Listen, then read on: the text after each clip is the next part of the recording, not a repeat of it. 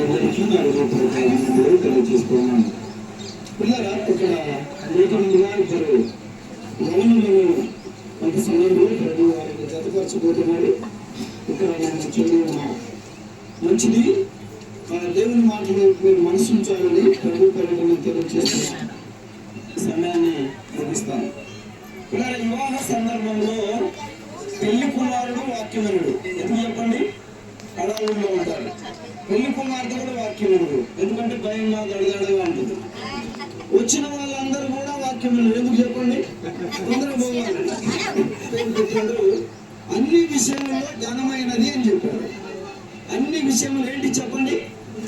ఆ వివాహం అన్ని విషయంలో ఘనమైనది. దైవదాసులో ఒక లేఖన భాగాన్ని చదివి మనకి వినిపించారు. ఆదికాండం 2వ అధ్యాయంలో దేవుడైన యెహోవా ఆదాముకు గాఢ నిద్ర కలుగచేసి తన పక్కటెముకను తీసి స్త్రీగా నిర్మించాడు. ఎక్కడ తీసి చెప్పండి? పక్కటెముకను తీసి. పక్కటెముక స్త్రీ